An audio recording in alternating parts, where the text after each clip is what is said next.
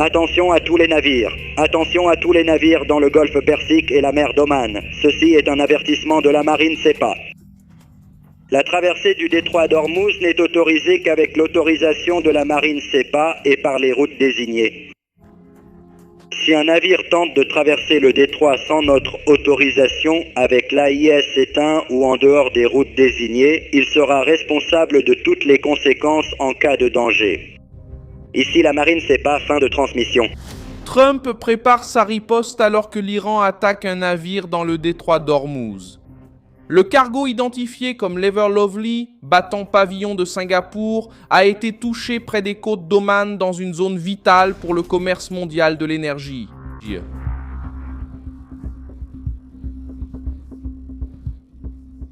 Les autorités américaines ont attribué le tir à l'Iran et l'agence maritime britannique a signalé des dégâts à la passerelle du navire sans mort ni impact environnemental. L'attaque est survenue le même jour où la marine du CGRI a commencé à avertir les navires par radio VHF que la traversée ne devait se faire qu'avec une autorisation et par des routes acceptées par Téhéran.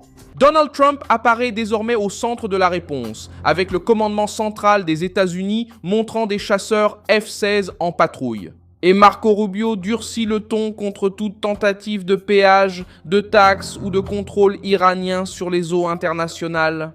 Vous les appeliez des fanatiques théocratiques. Pensez-vous que cela décrit encore la direction actuelle ? Eh bien, voyez-vous, ce n'est pas que je le crois, c'est un fait. Je veux dire, le système iranien est dirigé par des religieux radicaux. Il a toujours été dirigé ainsi et il continue de l'être.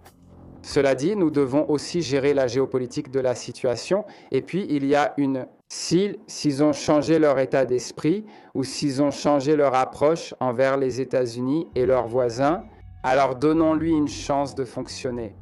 Peut-être que cela a changé. Moi, je ne dis pas que ça a changé. Je dis que le président veut explorer si c'est le cas, et si c'est le cas, nous allons le découvrir. Mais nous ne le découvrirons pas à cause de ce qu'ils disent. Nous le découvrirons à cause de ce qu'ils font. Que va faire Trump maintenant ? Pourquoi Téhéran a-t-il pris le risque de frapper un navire ? Je vais tout vous expliquer tout de suite. Si vous aimez ce genre de contenu direct et sans détour, pensez à vous abonner car ici, il y a des vidéos comme ça tous les jours. Le navire Ever Lovely a été touché alors qu'il tentait de traverser l'une des régions les plus sensibles de la planète. Le détroit d'Ormuz relie le golfe Persique au golfe d'Oman et concentre une part décisive du flux de pétrole et de gaz qui approvisionne plusieurs nations. C'est pourquoi chaque tir, chaque menace à la radio, chaque route bloquée provoque une réaction immédiate sur les marchés, dans les marines et dans les chancelleries. L'attaque signalée ce jeudi n'est pas survenue isolément. Elle est survenue après des semaines de guerre, de blocus, de mémorandums, de négociations et de signaux contradictoires entre Washington et Téhéran. Le CGRI a tenté d'imposer une logique simple et dangereuse. Un navire ne passe que s'il suit la route acceptée par l'Iran. L'ordre a été transmis par radio, directement au navire. En pratique, le régime tente de créer une autorité parallèle sur un passage international. C'est là que la crise cesse d'être simplement une discussion diplomatique et devient un test de force. Si le monde accepte cette règle, Téhéran gagne du pouvoir sur les cargos, les pétroliers, les compagnies d'assurance, les ports et les prix. Si Washington réagit, le risque de confrontation militaire augmente. La réponse américaine a commencé en 2014 sur deux fronts.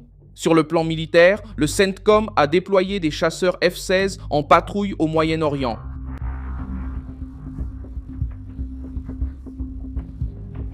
Avec le message que les forces des États-Unis restent présentes et vigilantes sur le plan politique, Rubio a porté la question auprès des alliés du Golfe et a clairement indiqué qu'aucune nation n'a le droit d'exiger un paiement pour l'utilisation des eaux internationales. L'imposition de frais par Téhéran est devenue l'une des lignes rouges de la crise.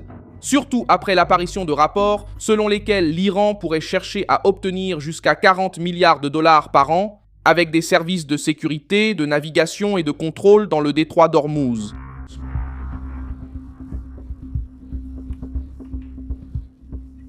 Le Conseil de coopération du Golfe a suivi la même voie.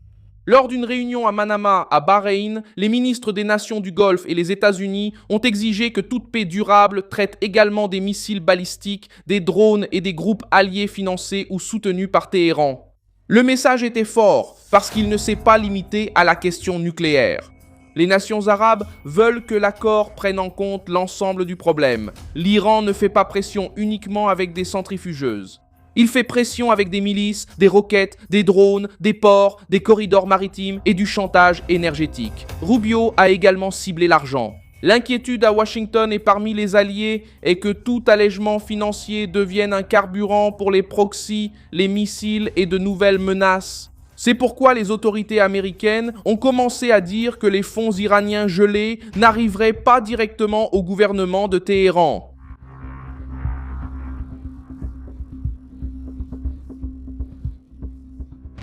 L'idée présentée est de maintenir des contrôles sur l'utilisation de l'argent, avec des paiements limités et surveillés. Le point sensible est simple. Libérer des ressources sans restriction soulagerait la trésorerie du régime et faciliterait plus d'actions militaires indirectes dans la région. Téhéran a réagi à l'intérieur comme à l'extérieur. Mohamed Bagher Khalibaf, l'une des figures centrales du régime et impliquée dans les négociations, a accusé les États-Unis de mentir en affirmant que les avoirs iraniens débloqués seraient utilisés pour acheter des produits agricoles américains.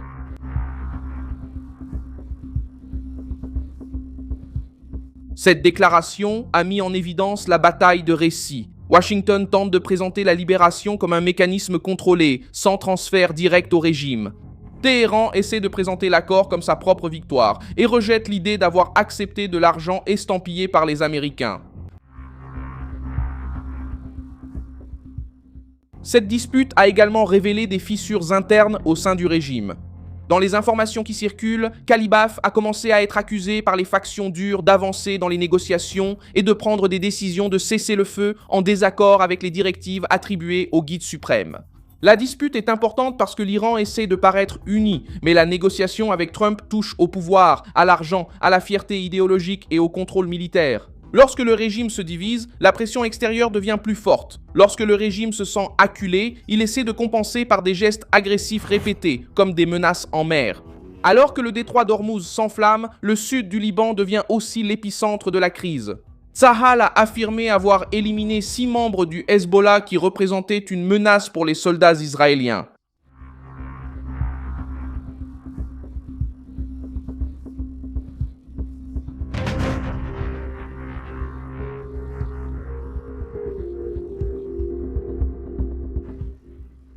Une partie de l'opération a eu lieu dans la région de Ali al-Tahrir, où Israël maintient la pression sur un réseau souterrain lié au groupe terroriste. Tsahal a également indiqué qu'il ne permettra pas aux membres du Hezbollah de sortir de cette structure pour opérer dans la région. Cela maintient le front libanais ouvert et empêche l'Iran d'utiliser le Hezbollah comme un pion libre pour faire pression sur Israël et perturber l'accord plus large. Des rapports locaux ont aussi signalé des avions de chasse israéliens volant à basse altitude au sud du Liban, renforçant l'alerte dans la région. Le message d'Israël est que le cessez-le-feu ne sera pas utilisé comme un bouclier pour la réorganisation du Hezbollah. Netanyahou a renforcé ce ton en déclarant qu'il reste encore des tâches à accomplir contre l'Iran et contre le Hamas. Des tâches restent à accomplir. Oui, il reste encore des choses à faire concernant l'Iran. Il reste encore des choses à faire concernant le Hamas, même s'ils n'ont pas beaucoup de capacité d'action. Ils savent qu'il y a quelques semaines, sous ma direction, celle du ministre de la Défense et du chef d'état-major, nous avons éliminé certains des architectes du massacre. En fait, le commandant du Hamas, Assal al-Din al-Haddad. Savez-vous quelle a été la réponse du Hamas? Quelle a été la réponse du Hamas? 0. Rien. Aucune balle ni roquette. Parce que nous avons fait beaucoup. Mais il reste encore à faire, que ce soit contre le Hamas, contre le Hezbollah ou contre les drones. Nous travaillons là-dessus de toutes nos forces, avec toute notre énergie. Il essaie de préciser qu'Israël ne considère pas la guerre comme terminée tant que les bras armés de Téhéran restent actifs et tant que le Hamas demeure une menace à Gaza. Le problème pour Trump, c'est que chaque front est lié à un autre. Si Israël met la pression sur le Hezbollah au Liban, l'Iran utilise Hormuz en guise de réponse. Si l'Iran menace les navires, les États-Unis renforcent patrouilles et pression diplomatique. Si Washington débloque des ressources sous conditions, Téhéran parle de mensonges et tente de présenter la mesure comme une victoire. Si le Golfe exige un contrôle sur les missiles et les proxys, les alliés de Téhéran s'activent en mer Rouge, dans le golfe d'Aden et à Bab el-Mandeb. La crise est devenue un seul échiquier avec plusieurs couloirs et déclencheurs où les Houthis sont aussi apparus. Abdel Malik al-Houthi a de nouveau menacé de réagir contre toute présence israélienne au Somaliland en citant le golfe d'Aden, Bab el-Mandeb et la mer Rouge.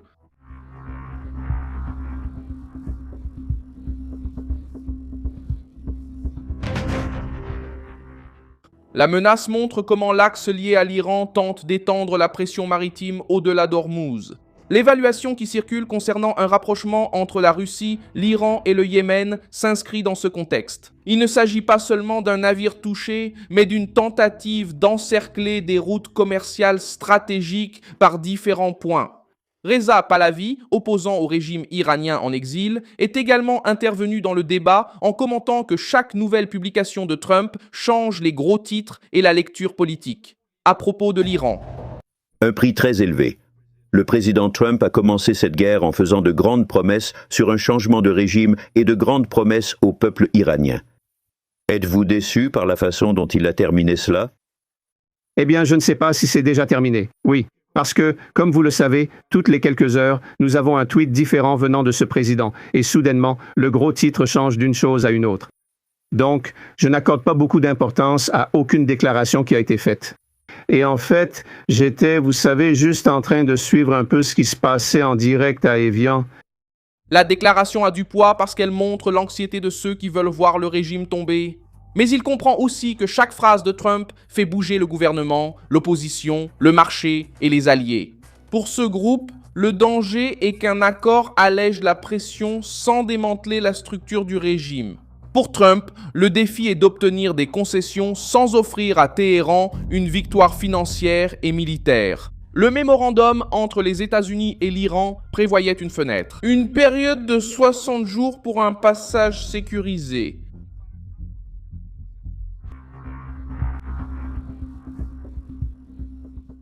L'attaque contre l'Ever-Lovely, donc, frappe directement au cœur de cet arrangement.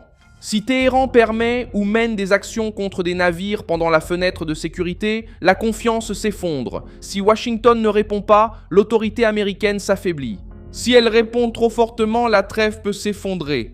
C'est dans cet espace étroit que Donald Trump prépare sa riposte, avec des patrouilles, des menaces diplomatiques, une pression financière et en exigeant que les alliés du Golfe restent à la table des négociations. Ormuz est devenu la ligne visible d'un conflit plus vaste. De son côté, Donald Trump essaie de maintenir la pression sans céder le couloir maritime à Téhéran. De l'autre côté, le régime iranien essaie d'utiliser des navires, des milices alliées et de l'argent gelé pour obtenir un avantage. Je suis Milson Alves, spécialiste des relations internationales, et mon objectif est de vous tenir bien informés chaque jour, au plus près de la vérité. Les liens d'actualité sont en description de la vidéo. Laisse un like sur cette vidéo, abonne-toi à la chaîne et, à la fin, jette un œil aux commentaires pour être encore plus impliqué dans la communauté de Milson Alves.